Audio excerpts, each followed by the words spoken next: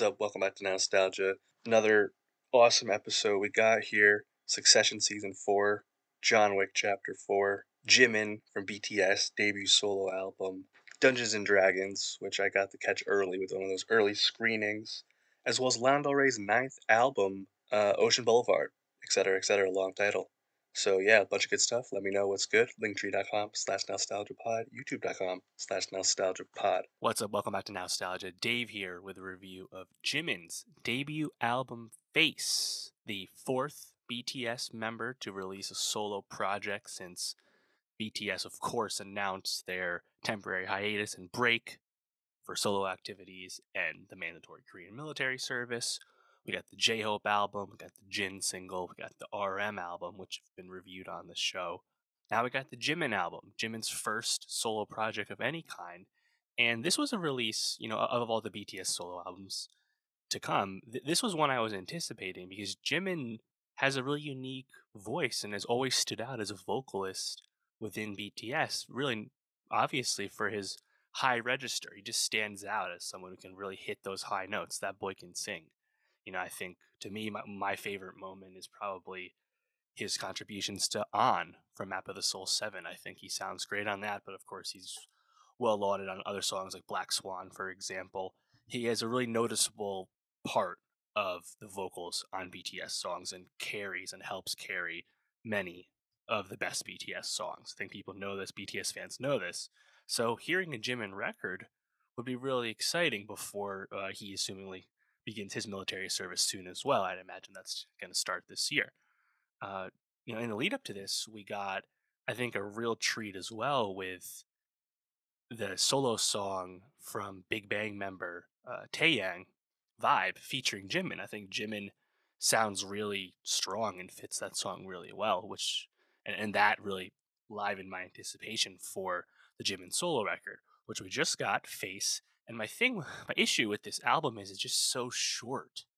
This Jimin album, Face, it's really more of an EP. It's 20 minutes long, 6 tracks, but it features Like Crazy and Like Crazy English version, so that's really one track, and it also features an interlude. So it's really only 4 unique tracks. And yes, Jimin has a solo song here or there that's come out in the past, like Wings and Promise, I believe it was. Like he's had some material out, but man, I was really hoping this would be a bigger impression as a release because I think the stuff that is here is pretty good and pretty intriguing, and that's what makes you just really wish you were getting more. The RM album was really fully formed, and the album was about the same length but featured more songs. I was just a bit disappointed in the brevity of Face, but for what we get, I do think it's intriguing, and that just I think speaks to Jimin as a vocalist again. Starting off, you have Face Off, which was co-written by RM. You have just I think a really lively beat, which sounds nice, and then a really catchy chorus that Jimin I think carries really awesomely. Then you have the interlude track, which I don't really care for all that much. It's like a bunch of vignettes, I guess. Whatever. You're not gonna listen to it again.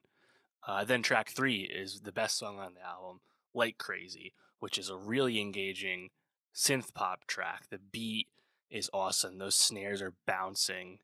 Uh, Jimin sounds awesome on that, but just it's a really poppy, lively track. It sounds great. Actually, inspired by the film of the same name with Jennifer Lawrence and Anton Yelchin from I think 2011. You hear those like vocal samples from the movie in there. Kind of a fun deep cut in terms of taking inspiration. The next song, Alone, that's Jimin really slowing it down. Perhaps more what you'd expect of his past work, his past solo efforts, because as someone who's like a singer first, in terms of how he contributes vocally, the ballady stuff is more what you expect from him, and that's like the closest you get on Face with Alone. Uh, then we have Set Me Free Part 2, which was the lead single for this album, has a music video out. And that is, I think, a really interesting song because it features something really Jimin's never done before, which is like this heavy, heavy auto tune and basically doing rapping. When we think of rapping in BTS, we of course think of RM and Suga and J-Hope. There isn't really a lot of room for a fourth rapper in BTS, and Jimin trying it out more or less for the first time publicly on a song like this, I think is interesting. I don't know how successful it is, just because for someone with such a strong voice, it's disappointing to hear it like drowned in autotune. I think if this album was a bit longer, it would have supported these kind of like fun attempts at doing something new better. But because it's so short and so brief, it stands out more that this is kind of a Jimin trying something new. It's just a bit more obvious that it's like a bit out of place to me. Still kind of cool though, and I think the horn production on that is really fun. And the chorus from Jimin is probably the best part about this song. Like setting aside the rap verse, like the chorus, I think is very catchy, and I do enjoy it. But yeah, and then you have the Light Crazy English version. Like I said, I think Light Crazy is a huge bop, honestly, and perhaps that English version is, following in the recent K-pop trend of English versions of singles coming out. It has hit potential for sure. It has all those ingredients, and perhaps the English version of it is just what's needed for this song to take off. Not, of course, that you need to create these English versions. It's a bit of a, I think, frustrating compromise a lot of K-pop artists are doing these days, which is re-releasing uh, English versions of a song or putting it out like Jimin did, like at the same time. I just the compromise I don't think is actually needed, given how global and big and accepted K-pop is everywhere, especially in the West now too. So, it doesn't bother me, but I think it's unnecessary, and I would have liked it a different track to be on this album. That's really only 4 songs. So, all in all, I think there is a fair amount to recommend about those 4 songs, but man, I just wish there was more, you know? And I think everyone does. I think that's kind of obvious. It's kind of an agreement. But, Jimin, for someone who kind of came to BTS, came to the K pop industry as a dancer first and not really a singer, to see how far he's come as someone who now is really recognized for his voice and how unique it is and impressive it is. I mean, hats off to him. That's a really impressive thing that he's accomplished, in this BTS journey. And yeah, just hoping for more more solo work when we get it. But who knows if that's coming soon before he goes off to do military service? Not sure. But yeah, let me know. How did you feel about this Jimin record? How would you compare it to the other BTS solo releases we've got in the last year or so? And what do you want to hear next from Jimin? And for more K-pop reviews, more music reviews, subscribe and I'll see you next time. What's up? Welcome back to Nostalgia. Dave here with a review of Lana Del Rey's 9th album. Did you know that there's a tunnel under Ocean Boulevard? Once again, Lana giving us an exceedingly long title, as she's done before. Long titles, long track titles. This is her thing. And yeah, it's been a little bit since we got a Lana record. Of course, Lana gave us 2 albums in 2021. Took off last year, back here once again, coming off the feature of Taylor Swift's Midnight. So Lana's been around. You can look at the Spotify numbers. People are streaming it, streaming the song with Taylor. And, you know, I wasn't super high on Chemtrails. I didn't really care for Blue Banisters at all. And that really disappointed me because I absolutely love Norman fucking Rockwell from 2019, the album that preceded those 2. So I didn't really know what to expect going into album 9 here. Lana's been at it a long time and she's had many different eras in her career, both in terms of her public persona and the things she does outside of music and things she says and controversies, things like that, but also like just simply like with the music, her like sonic choices and her production stylings have really evolved over time. And I thought Norman fucking Rockwell really shined a light on Lana Del Rey's storytelling and put that in an amazing light and really shined a light on that songwriting. And then Chemtrails and Blue Banisters kind of took me out of it again because I just wasn't into the, kind of Americana, like folk genre choices that she had kind of gravitated towards with that. Blue Banisters was the first album in a while she hadn't done anything with Jack Antonoff. She's back with Jack on Ocean Boulevard here. He's on the majority of the songs on the producing side of things. And overall, I think Ocean Boulevard does a good job at getting back to, I think, those Lana strengths. And also, interestingly, I think brings even further back in Lana's past out once again. That would be really the back half, back third of Ocean Boulevard. We hear trap production again. Of course, trap production was a huge, kind of controversy from Lana's, like, mid-career with stuff like Lust for Life. Lana kind of like bringing in hip hop in a confusing way, but to kind of bring trap in uh, on the production side again, I think it works a lot better this time around. Comes off at least a little bit more genuinely. So that was kind of interesting to me. And overall, I think this is a lot. Um, it's a smoother listen, I think, than like the last two records, and I definitely like Ocean Boulevard more than the last two. Um, I think just plainly, like, Lana does a really good job again at showcasing her songwriting talents. I think she's really come into her own with that. And even if I have genre and production choices of hers that I like more than others, the songwriting has definitely leveled up since Norman fucking Rockwell really has like a new point in her career. So that thankfully is still there. And I think there's, just a few moments though on this album that really stood out to me. I thought overall, it's a long album. It's 16 songs, an hour 17 minutes. A lot of these tracks are quite long. There's also a few interludes, like you have the Judah Smith interlude, which is like a preacher sermon, just straight up. Don't know if we necessarily need that, TBH, but the track that precedes that is one of the lead singles, A&W, which was previously titled American Horror. I think that is a really strong song, like straight up. That one, the strings on that sound amazing, and just like the lyrics, like Lana kind of talking about like aging women. She's not talking about herself, but she might as well could be. The line about still being a side piece at age 33. I think that's a really, I think, engaging piece of songwriting from Lana, and that song has been pretty successful as a single. So it's I think right in line with kind of what you want from her as a storyteller. I thought Kintsugi was pretty strong as well. And then the back half really started to grab me. Like, I thought Father John Misty sounded great with Lana on Let the Light In. And then my favorite song on the album will be Margaret, featuring Bleachers. Bleachers, of course, is Jack Antonoff. And that is a song that, Lana has written songs and performed songs that aren't about her before.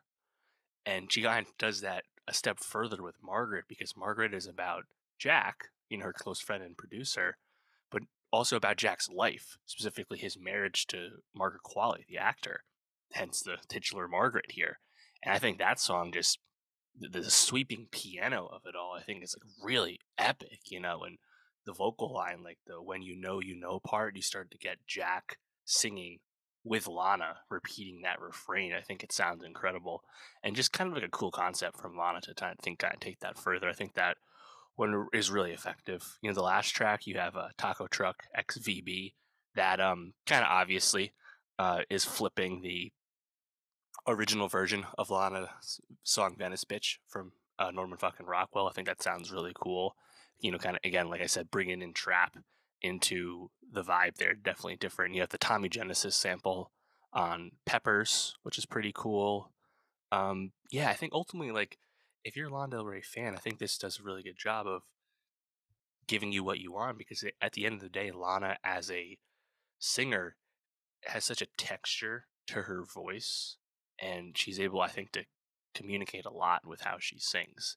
And when the production is more, I think, lively and agreeable, at least to me, on an album like Ocean Boulevard, it starts to really shine. Do I think this is as strong as Norman fucking Rockwell? No, I do not. But I hold that album in such high esteem that I shouldn't really hold that against her other records. But overall, I think this is definitely a step back into the direction that I'm more interested in from her. And I do think it's pretty inspired to hear her bring in trap in a just straight up just do it again after you know not doing it at all. And the fact that her last album was so folky, to have trap on the subsequent album, it kind of shows you like the chameleon that she can be with her choices, but she's always still able to back it up with the songwriting and with the unique texture of her voice. So an interesting figure in pop, as I think everyone knows at this point. But yeah, I think for the ninth album from Lana Del Rey, it's hard to be too critical of this one. I think I thought it was pretty enjoyable. But let me know, how'd you feel about this? We got a lot of Lana the last few years. How would you compare this to the past few albums? Did you like her choices on this? And for more music reviews, subscribe, and I'll see you next time. What's up? Welcome back to Nostalgia. Dave here with a review of Dungeons and Dragons: Honor Among Thieves, the new action comedy film from Jonathan Goldstein and John Francis Daley, starring Chris Pine and Michelle Rodriguez, and Justice Smith, and Roger Jean Page, and Hugh Grant. Man, this was a really nice, pleasant time, and I think clearly exceeded expectations for a Dungeons and Dragons film.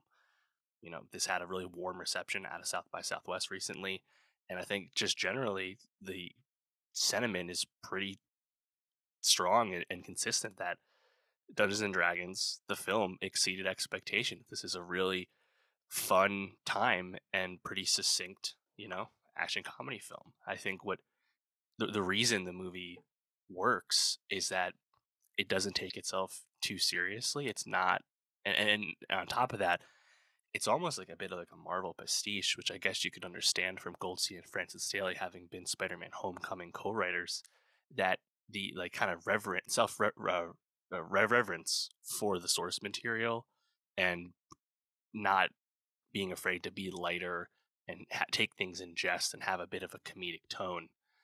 I think it really works because it's not the type of comedy that's like degrading the audience or or the storytelling of the film by like making fun of itself, but more so the fact that it's just kind of winking and like happy to be lighter in tone, I guess you could say.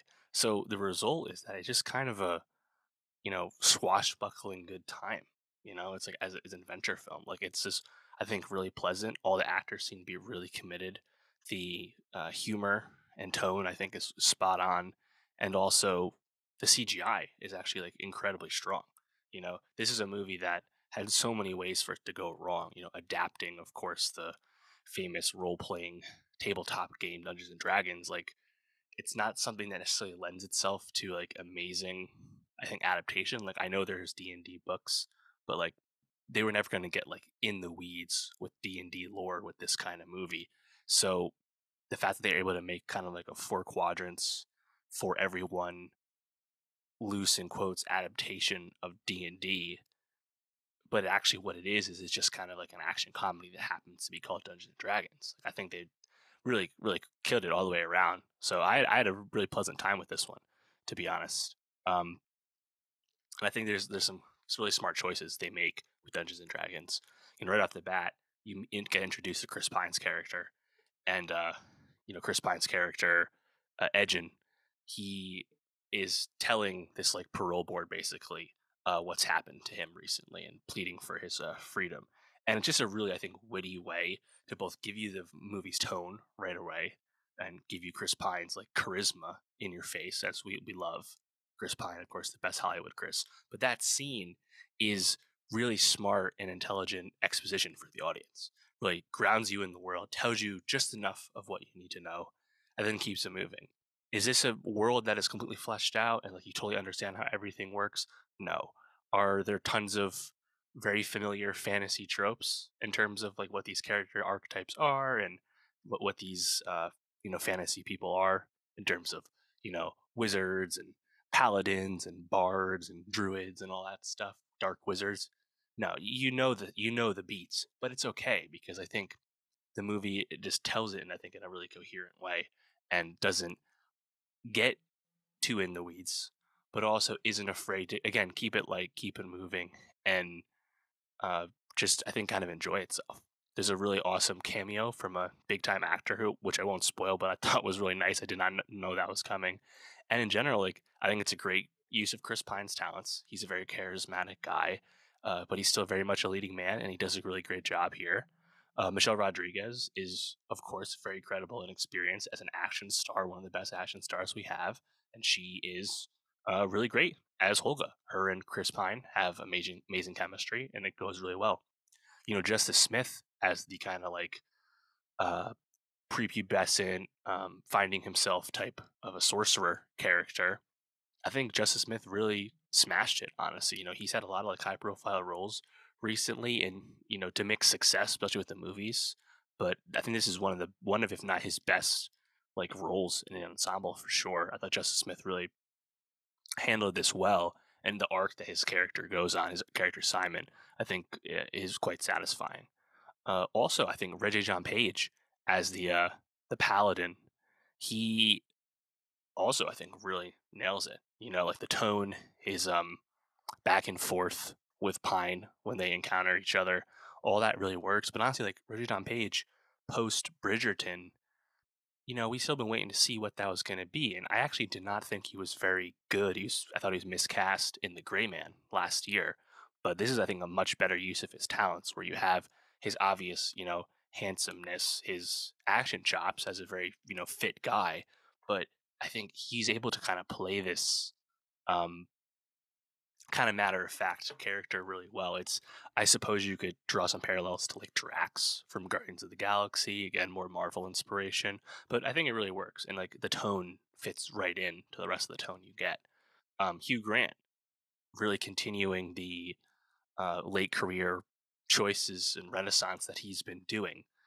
Seemed to really be enjoying himself, kind of chewing on the scenery. I think he's really great. Um, who I wasn't really super familiar with was Sophia Lillis as Doric the Druid. I've seen her in some stuff, but I thought she was pretty fun as well. Like I said, I think the CGI is really nice, which lends itself to some really fun set pieces. Everything with the underground world where they encounter the very fat dragon. Like, it's fun. It kind of winks at itself, kind of plays with physics, but it always kind of feels like grounded as far as fantasy storytelling can be. Like, nothing was super outlandish. And that was really fun. And obviously, this is, again, like it's nothing super like descript or brand new at all, but I think it's just really tight, and I guess kind of reminiscent of what Daly and Goldstein did last time they directed a movie together, which would be Game Night from 2018. That was just a really tight, intelligent, funny comedy film. Sometimes just being good at what it is good enough, and I think this is just a fun action adventure fantasy film. I think it's really confident and capable with what it is, and when you get like really good talent involved and that they have all bought in the way these actors have, I think what you get is Dungeons and Dragons Honor Among Thieves, which is probably the biggest high profile surprise we've got um, in 2023 thus far in terms of big movie releases. I think this is something that if this was a disaster and this flopped, that would not have surprised anyone. And we'll still wait and see if this is going to be successful at the box office. I was lucky to catch a early screening, which they've done the past 2 weekends actually, as I think kind of a interesting way to promote this movie and get that word out there. But this is our capper of the stacked March month we've had in the movies. But I think it was a really successful effort, so I'll be rooting for this movie to perform because I think it's definitely worthy. But let me know once you've seen it. How'd you like Dungeons and Dragons? Did it surprise you like it surprised me? And for more movie reviews, subscribe, and I'll see you next time. What's up? Welcome back to Nostalgia. Dave here with a review of John Wick Chapter 4, the latest entry in the John Wick franchise, starring Keanu Reeves, Chad Stahelski, back once again in the director's chair. Straight up, this is the best John Wick movie. I saw no way going in that this would be the case. Almost 3 hour runtime. John Wick 3 was fun, but certainly kind of bogged down in its mythology. I was like, there's no way they're going to be able to top John Wick Chapter 2 with 4. And they did. John Wick Chapter 4 is spectacular, really exceeded my expectations, and I think this is just kind of a incredible film, honestly. It's riveting. It's an amazing theater experience. It really knows exactly what it is, giving you spectacular set pieces, really funny humor, amazing use of all its talent. It's a travel movie as well. It's kind of everything I wanted it to be. Has a spectacular ending as well. Man, I think John Wick Chapter 4 is really great, really awesome, and must be seen. So I'm going to spoil the shit out of this movie, but just know that I think it's really great. So let's go in. Full spoilers here. So I think John Wick Chapter 4, well, I'm going to talk about the ending at the end here, but like the reason I think this movie is so successful is it's just straight up the talent with this film is just so evident, right? Like Stahelski, his bona fides are so established as an action filmmaker at this point that you just have, I think, three like elite set pieces that form this whole movie. Really, two of them, and then one really good one. I would say the opening set piece in Japan, in Osaka, at the Continental in Osaka. That's a absolutely riveting scene. It goes on for a while. It's amazing for many reasons. I'm going to get into all that. Act two, I think, is perhaps the weakest or least great part of the film. We go to Berlin, but you still get, that Berlin club set piece featuring Scott Adkins in the fat suit. Scott Adkins, of course, an action legend in his own right. That was still quite good the way it ended. And then, of course, Act Three. I thought there was no way that John Wick Chapter 4 could top how phenomenal the Osaka stuff was, and it managed to at least match that greatness with everything you get in Act 3, which of course is Paris, playing all the Paris hits, showing you all the locations, the Moulin Rouge, the Sacre-Cœur, the Arc de Triomphe, in an amazing scene. I thought Mission Impossible Fallout, not that recently, played the Paris hits too, but John Wick was like, yeah, we can do that, and it's incredible. So I think you have between the Paris stuff and the Osaka stuff, it's just so good. And then even like I said, like the fact that everything in Berlin is by far the least good stuff in the movie, and it's still like so badass. I think this really speaks to how stacked this film is with what it's good at. So let's just go into all the stuff right away. So like I said, with John Wick Chapter 3, the mythology is like pretty bogged down, and like the movie in Chapter 4 here kind of acknowledges that like John's like motivations and his path for vengeance against the High Table, it's like kind of like ill defined, and it's like lacking an endgame. He's literally called out on this in the film, and despite all that, despite the fact that the High Table and their arcane rules and the backstory and all that doesn't make a whole lot of sense when put under the microscope, it doesn't fucking matter. Did it matter a little bit in Chapter 3? Yeah, kind of. That was my biggest hang up with Chapter 3, which I still enjoyed, obviously. But Chapter 4, it doesn't matter at all. So before you know it, we leave New York and we get to uh, Osaka. And you get, of course, Hiroyuki Sanada as the head of the Continental in Osaka. Japan acting legend, as we know. His daughter, the concierge at that Continental, is played by Rina Sawayama, the pop star. I'm a huge Rina fan. I've reviewed her albums here. I've seen her in concert, reviewed that show too. I knew she was in the film. I didn't know to what extent her role was. And it was a bigger role than I expected. Her role as Akira. And she was way better than I thought she would be. I was really impressed, honestly, both with her acting and her action chops. And the post-credit scene suggests that she'll be involved in the franchise moving forward. I think she should be a shoo-in for the Ana de Armas ballerina spinoff. I think that's like a no-brainer. I thought Rena was really awesome. Shout out to Bow and Arrow there. But Osaka scene also uh, gives you the introduction to the abilities of Kane, played by Donnie Yen. John Wick adding Donnie Yen, of course, the Chinese film legend that he is, adding Donnie Yen is, as Zach Harper said on Twitter, like giving steroids to Barry Bonds in the late 1990s. Donnie Yen is a really talented actor who is very picky with the Hollywood roles he chooses. He largely doesn't work in Hollywood all that often. Think of Rogue One or Triple X2. Like it's few and far between, especially recently. But they got him in John Wick with a fully formed role, and Yen has talked at length about how he was able to kind of craft this character and make it less of a stereotype and just more interesting. And hats off to him, because everything he suggested clearly worked. I thought the Kane character was phenomenal, and you get introduction to him, his abilities in Osaka, where you have that kitchen scene where you learn how he's a fighter despite being blind. Very much a play on the classic, blind warrior trope, the Zaitochi trope. But Yen really imbues him with so much, I think, charisma and obvious action ability, but also like a lot of pathos too. Like this is a really, I think, effective John Wick at kind of communicating, I think, character emotions, despite the fact that John Wick has never been a character that really speaks all that much or really needs to speak all that much.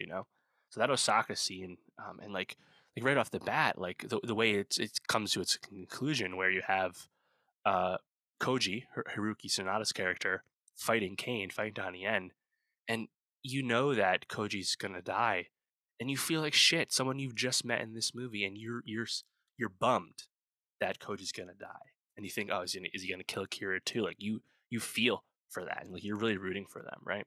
And I think that was just a really phenomenal opening set piece. Keanu fighting in like the glass rooms, and I think the coherence of the action in these movies again, this remains so effective because I think the Kevlar suits, the fact that you can make these guys like semi bulletproof, obviously requires some leaps in logic, but like it makes the action really fluid. Watching people beat the shit out of each other and keep shooting and shooting each other before someone finally goes down. Okay, and that first showdown between Kane and John, really satisfying as well. And you know how we get Kane, of course, is that he's kind of pulled out of retirement by the new arch villain of this film, which would be the Marquis, played by Bill Skarsgård. Bill Skarsgård knows the assignment, really chewing on the scenery, playing it up as a new high table villain. I thought he was really great. Um, Act two, like I said, I think it's the least interesting act. The stuff with like John's family and like needing them to untear his paper so he can officially make this challenge to the high table, blah blah blah. Like all that shit doesn't make a whole lot of sense. And it's like, oh, there's this new high table rule that I didn't know about until Winston, Ian McShane's character, until Winston just told me and told John. Okay, fine. Like, you roll with it. No one cares. It's fine. But it's a bit confusing, right? But getting that set piece at like the club where, of course, we meet Kane again. John's there, obviously, and we have Mr. Nobody, who I'll get to in a second. Having them all reconverge again in Act Two after converging in Act One, all really works. And then you have this amazing like long fight with Scott Adkins in this fat suit, all prosthetic up. And Scott Adkins, he's not the most famous action actor, but like he is among the best action performers. And the fact that I think Wick was able to add Scott Adkins and add Donnie Yen to its franchise roster the way it did in this film, we're really lacking only a few of like the action greats of the recent times right now. Like I think that the raid actors, right, like Iko Uwais and Joe Taslim, they haven't been in the John Wick movies yet. But other than them, like I think we've hit just about everyone. When you think about the other John Wicks as well. But I really liked how that set piece ended. It's really funny too, watching like people on Molly or whatever dancing in the club as John is moving through the strobes and kicking the shit out of people, yeah, as he often does. Really enjoyable. But I mentioned Mr. Nobody, who is another new character, played by probably the least high profile actor in the cast, which would be Shamir Anderson, who I wasn't super familiar with coming in. He plays this kind of tracker character who is interested in taking down John for the bounty, but the bounty's not high enough yet, so he'll maybe think on that a little bit. He has a dog that works with him. A dog, like John Wick once had a dog. You might know where this is going.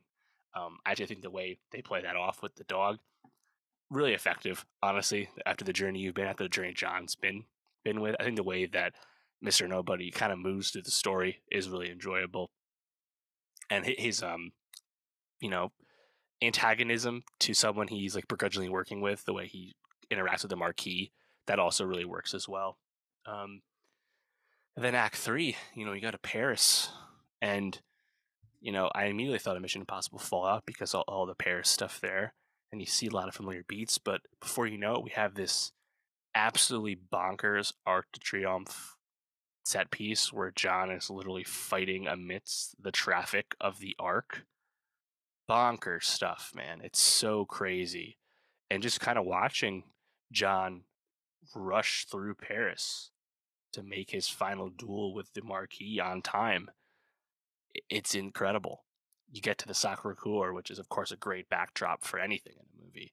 And they didn't film there. You can tell it's a backlot, but it looks good enough.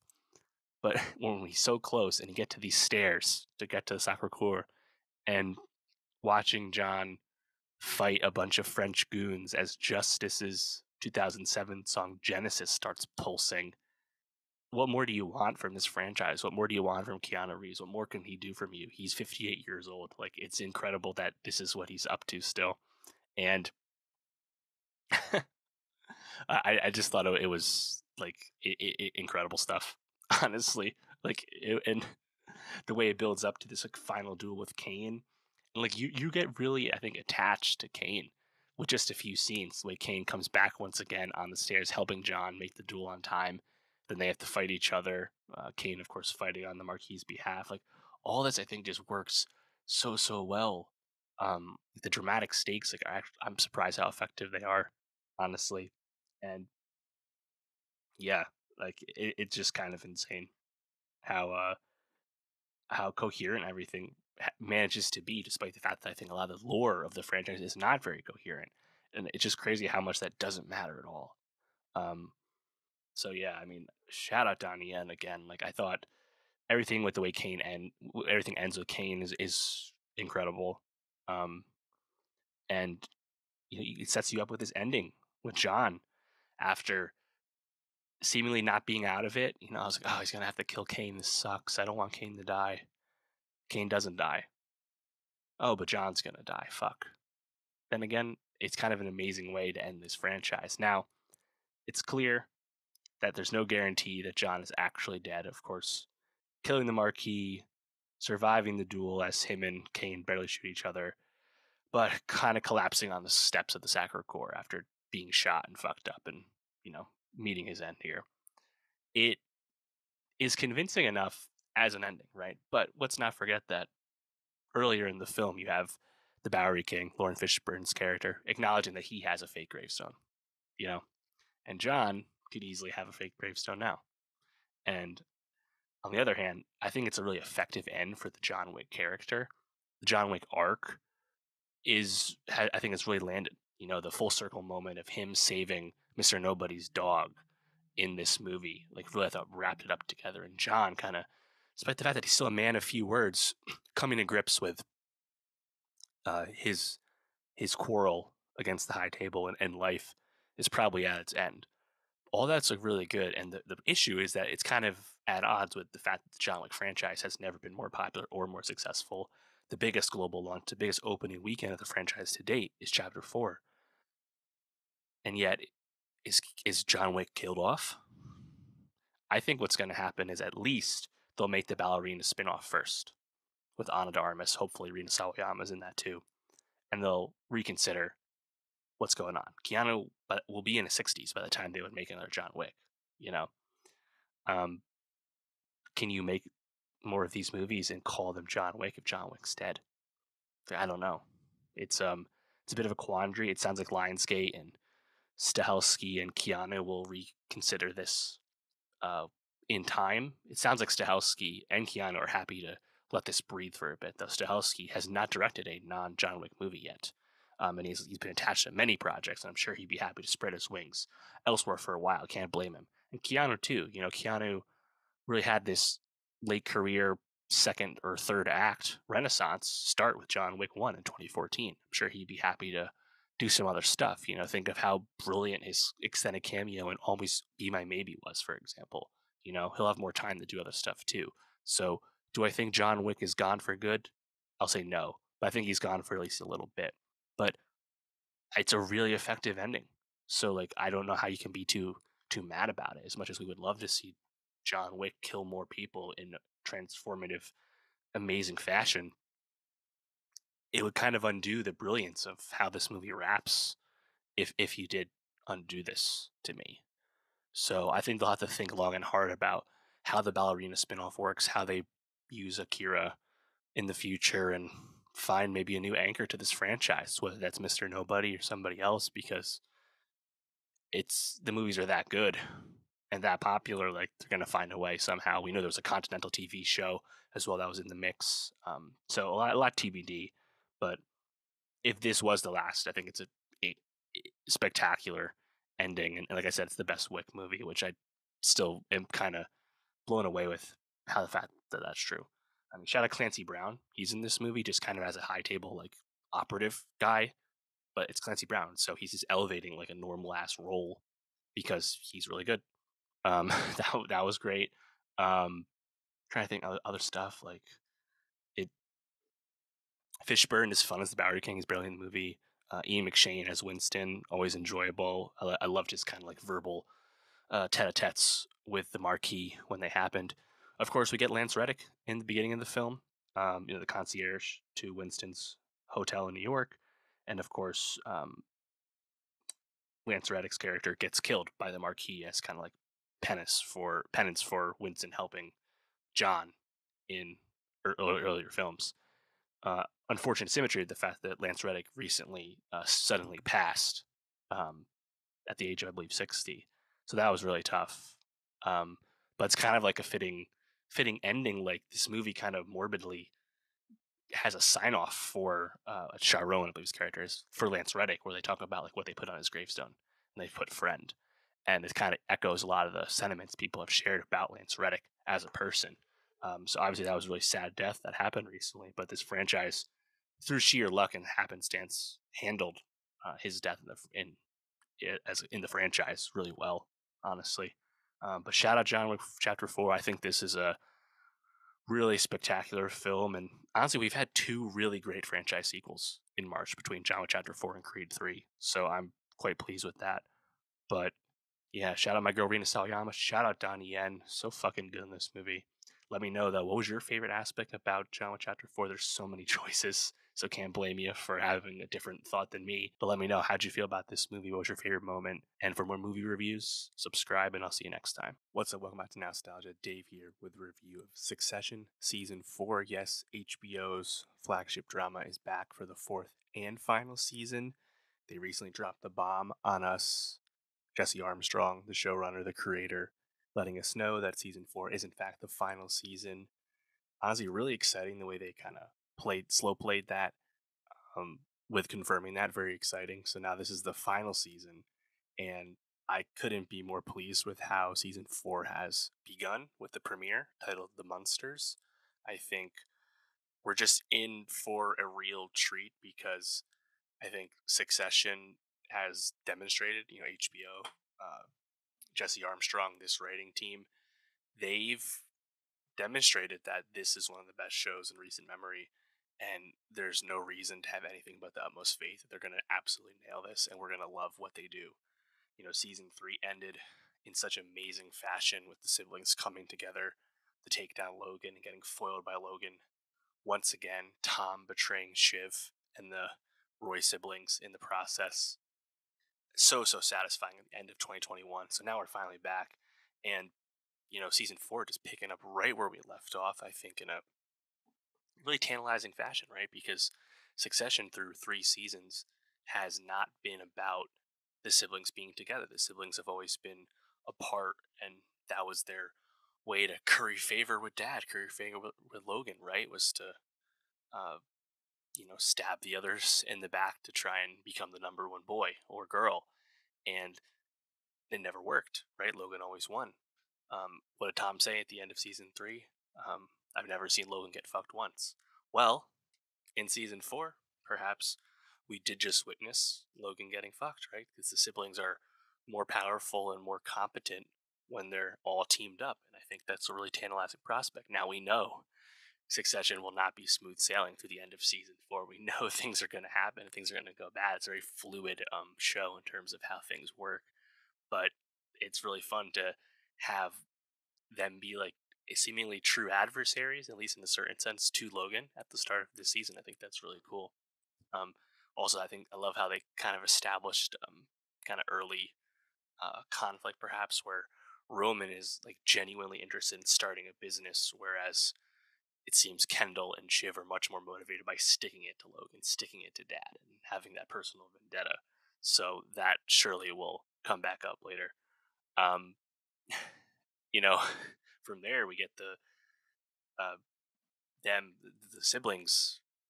The way they fuck Logan, of course, is by going over the top with their bid to buy Pierce, by that the rival media entity, and going up to 10 billion, just really blowing the Logan Waystar bid out of the water. Um, that's cool. That's like establishing in terms of plot. Assuming this goes through, we're led to believe that the Waystar sale to Gojo is like days away, like 2 days away, and that's where the siblings are getting their money from when they're going to liquidate their Waystar shares, etc., etc. Again, I love how the show doesn't make you concerned with like the mumbo jumbo of like how is all the money coming together, who's doing what. Like, you never need to worry about that because it's just communicated in like a clear way that you don't actually have to follow like the minutia of that. And it's funny because I think what really always shines about Succession is the writing is just so top notch. Whereas this moment of like true plot, right? The Roy siblings sticking it to dad in like a meaningful way with getting Pierce to accept their bid. That is actually not as consequential in terms of dramatic stakes as some of the other stuff in the episode, right? I mean, at the uh, Logan birthday party scene, section of the episode, Logan eventually leaves and goes to a quiet diner with his bodyguard and confides in his bodyguard that he's like his best man, his best mate, because everyone around him at at the party is a sycophant, a hanger-on, a yes man, etc., etc. And he's saying this to his bodyguard, who is only there because he's being paid to be there, right? And that lucidity, and true introspection from Logan, I think, is really refreshing, as he seems to be quite aware of coming at the end of the line and not believing in afterlife and things like that. It's all really tantalizing.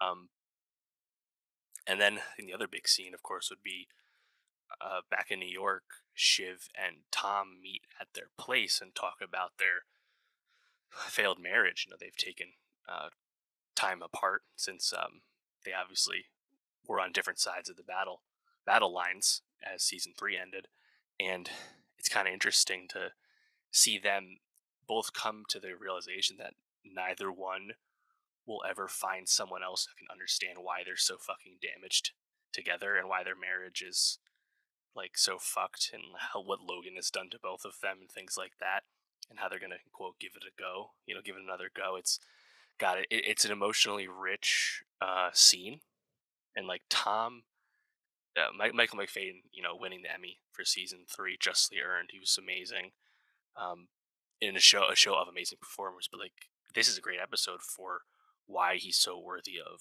awards consideration for Succession, because he gives you all the amazing comedy and line readings when he's talking to Greg earlier at the party, and you have like the true emotion and deep sadness that is him in his failed marriage and how he feels about his life and what happened to it with Shiv.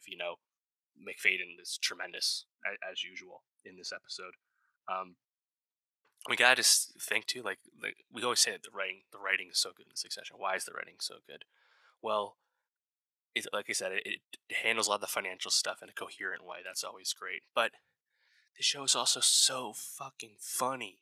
Still, I think we had 3 like great like all timer like Succession like lines. They're throwaway lines half the time, and they're just so good, right? Like early on, the Roy sibling idea that they just completely abandon when they realize they have a chance to fuck over dad and go over the top and steal Pierce from him, right? Their idea is this like new media entity called the 100. And what's the quote? Substack meets Masterclass meets The Economist meets The New Yorker. Just amazing, amazing stuff right there, and such a Kendall thing. Honestly, fits like a glove. Um, everything with uh, Greg and Tom at the party, that was fucking amazing. Them calling each other the Disgusting Brothers. Oh my god. Tom dressing down Greg for his date in like the capacious bag she brought. Hilarious. And then when Greg tells Tom about some sexual dalliances he just had with his date in the other room, how does he describe that? He says he had a bit of a rummage, and then quickly after, Tom asks if he rummaged to completion. Had a bit of a rummage is, I think, a Succession all timer. Like already, just an amazing thing in there. Obviously, Greg and Tom give us some of the best lines on the course of the show because they're often such a tremendous source of the comic relief on the show. If it's to be said, so it be, so it is. However, the Greg quote goes, amazing, right? But I think Had a Bit of a Rummage is another one that's just right up there. So fucking good. Um, I really can't wait for the rest of the season. We know Stewie's going to come back. I think he would have to be involved in the Roy siblings getting the rest of the capital needed to buy Pierce and this war and how it goes. And, is Roman going to stick with them? Is he going to crawl back to Logan, et cetera, et cetera? I just can't wait. I have such utmost faith in this creative team, and ultimately, like, assuming this plane gets landed as well as we assume it will be, Jesse Armstrong is up there as like one of the greatest showrunners in like recent memory. And that's high praise considering HBO has been the home of tremendous showrunners lately. Of course, right? Think of David Chase and David Milch and David Simon, Jesse Armstrong. I think he's quickly rising the ranks. He's not a Vince Gilligan yet, but this is for one show what he's accomplished. I think it's incredibly impressive, and I really can't wait to watch this play out. We know we're going to see Alexander Skarsgård again with the Gojo stuff, and the trailers have been very tantalizing without actually revealing much of anything, which is exactly how trailers should be. So I really can't wait. HBO really killing it this year, right? We had The Last of Us become a complete smash, crossing over beyond its video game audience, averaging over 30 million viewers an episode. Tremendous success. That's only been gone a few weeks, and now the number one boy is back with Succession, and soon enough, Barry's final season will be back as well. And it turns out Succession season 4 and Barry season 4, those finales will air on the same Sunday night at the end of May. Like, talk about a wild day for HBO. Can't wait. But let me know, how'd you feel about the Succession season 4 premiere? What are you most looking forward to seeing play out in this final season? And for more TV reviews, subscribe, and I'll see you next time.